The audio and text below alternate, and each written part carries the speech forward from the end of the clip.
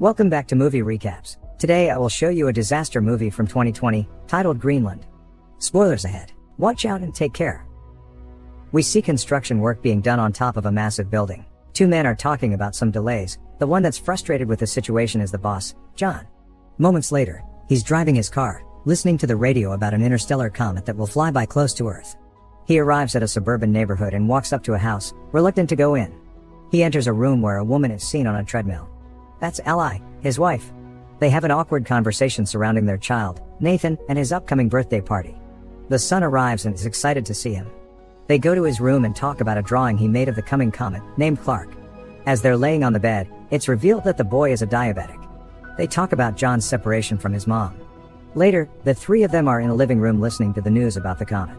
The interstellar body is moving fast toward Earth and is made up of many pieces of ice trailing behind it. That night, he's seen moving back in the house, taking a guest room. The next morning, the dad is listening to the news about the comet again. They're saying that pieces of the comet will fall on Earth, but that there's no reason to worry. While he's cleaning the grill for the upcoming party, Ally walks in and tells him that he needs to go to the store to pick up a few things. He takes his son with him, and while still at the parking lot, everyone is looking up at the sky. They see the comet approaching. Inside the store, as they are shopping, John gets a presidential alert on his phone and then an automated call. No one else in the store is getting the same alert. He is informed that him, along with his wife and his son, are chosen for emergency shelter relocation. The same alert is shown in the house TV, but Ally doesn't see it. John quickly leaves the store with his son. As they're driving home, he sees military vehicles and planes going the other way. When they arrive home, the people have already gathered for the party. John goes to talk to Ally in the kitchen and asks her if she got the same alert. She dismisses him, thinking it's just a test, but he tells her about the military he saw on the way, suspicious about what's happening with the comet. Both of them come back to the living room, where everyone is watching the news, expecting to see a part of the comet hitting the Atlantic Ocean. No one is worried as an image of the fragment is shown on the TV screen and the kids start counting down. When they reach to one, waiting to see the splash in the ocean, nothing happens for a moment. There's a little earthquake and John walks out of the house. He sees a flock of birds flying away, when suddenly a massive shockwave hits him over, felt inside the house as well. He comes back in and everyone is scared, still listening to the news. The newscaster announces that the piece has impacted a city in Florida with a shockwave that was felt for thousands of miles. The city was completely destroyed. As an orbital shot of the comet hitting is being shown on the news, the people wonder if more pieces will hit the planet.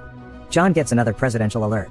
The call plays on both his phone and the TV, so everyone can see what the message says. None of the others are getting the same message, which states that John can't take anyone else to the shelter, except his family. He gets a security code to enter the plane on his phone. The others leave in a panic. John and Ally are packing, worried if they'll have enough insulin for the boy. The child asks about his grandpa. Ally is preparing food and listening to the terrifying news, as John goes to get Nathan, who says that the sky is on fire. Pulling out of the driveway, they see that none of their friends got the same call. One of them tells the family that the news is reporting that a huge piece of the comet, called Planet Killer, will hit the Earth in 2 days. As they are leaving, another neighbor runs to them, begging to take their daughter. John refuses and they drive off, arguing in the car that even if they did take her, she might have been turned away at the airbase. Later, as they are driving, people are seen already looting the stores. Suddenly, they drive up to a massive traffic jam on the highway and John goes the other way, taking a side road. They're listening to the news on the radio, saying that there have been more impacts than others are expected, which might take out entire cities or even cause an extinction level event. They arrive at the airbase, being guarded by the military.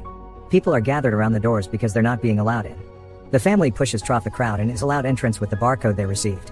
Once inside, they are given wristbands for personal identification and are told to move all their things into one smaller bag.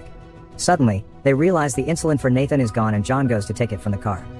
Ally goes to tell the soldiers about her husband, but tells them about the boy's diabetes and causes a problem.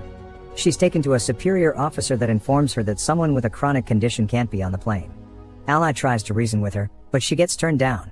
She and her son get escorted out of the base. Meanwhile, John comes back and is headed toward the planes looking for them, unaware of what is happening. John boards one of the planes that's about to take off and tries to reach Ally, but can't. One of the passengers there sees the insulin and tells him about the rules regarding chronic illnesses. John panics and asks to leave the plane. Suddenly, the base gets breached and the people start shooting toward the military. The plane that John was existing has a fuel leak, so he tells everyone to get out and runs away. The plane explodes and causes a chain reaction. John finds out about his family being rejected, as the two of them are already back at the car. Nathan is already low on insulin. The chaos in front of the base continues, so John takes a while to get back at the car too. Once there, he finds a message from Ally that she's taking Nathan to her dad's place, so John goes after them. On the road there, Ally and the boy get to a pharmacy. She checks his blood sugar and they go to find insulin for him. Suddenly a gang walks inside and starts shooting, killing people all around. They manage to escape and get into a car with some people that will take them part of the way to her dad's. The couple Ally is riding with start acting strangely very fast. Eventually, they throw her out the car, take her wristband and drive off with her son, leaving her stranded on the highway. Meanwhile, John is lucky enough to find a ride up north as well. Inside the truck, John sparks a conversation with one of the men, Colin, who tells him that they are headed to Canada where the driver knows someone that has a plane and can take people to the shelters. Apparently, the military has set up the shelters on Greenland. The man tells him to find his family and meet him in Canada, so they can take one of the planes too. Another one of the people in the truck eyes John's wristband and demands that John gives it to him, but when he refuses, a huge fight unfolds. The fighting causes the truck to swirl and crash, throwing the people from the back out. The fight continues regardless and John ends up killing the guy. Colin dies in the crash. In the meantime, Ally gets another ride toward the base where the people that took Nathan are headed. He is still seen riding with them when they get to the airport base. At the first stop, as they are showing the wristbands, the boy tells the soldier that those people are not his parents and the soldier gets them escorted away, taking him inside. Later, Ally gets there too and tries to find him, from one stop to another, from one medical unit to another. She finally finds him and she's informed that he's been given insulin.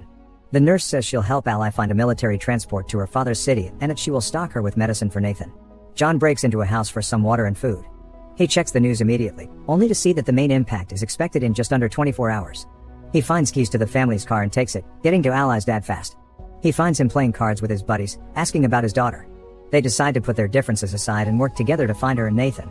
Meanwhile, the two of them arrive at a gas station and call the house. John and her father go to pick them up and the family is finally back together.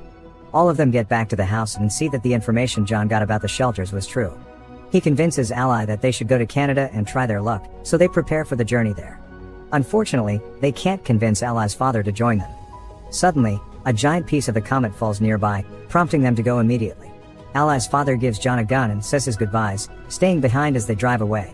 John and Ally reconnect during the drive, promising to stay together. They stop for a blockade along the road, when debris from the comet starts falling all around them. John drives out from the line of cars, but the fragments are falling everywhere.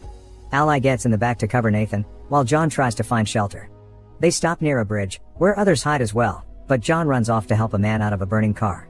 Later that night, they continue their journey and pass into Canada. While searching for the airport, they listen to the radio and discover that they don't have much more time until the biggest part of the comet hits Earth and destroys more than 75% of all living things. As they drive, they see one plane getting air and another almost taking off, so they chase after the second one. John stops the plane by driving right in front of it. The pilot is reluctant to take them in, since he is already at full capacity, but they succeed in convincing him. John has a dream about better times and when he wakes up they are approaching Greenland.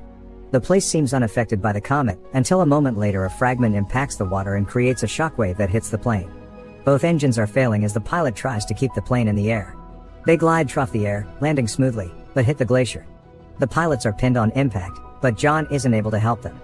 He sees a military plane land a mile away, so he shows the people from the plane there and when they arrive, a military truck takes them in and gets them to the shelter. As they are going inside, the planet killer hits. The impact will reach them in a matter of minutes and the people are still getting deeper inside the shelter. Once inside, they brace for impact and a flashback is seen of their previous life, when they were happy together. 9 months later, the planet is desolated. Cities ruined completely. A radio signal is searching for survivors and establishes a connection, informing the receiving end that the dust has settled and there is no radiation. The hatches of the shelter open and reveal that the family is still alive, facing the ruin of the planet. As a symbol of hope, they see a bird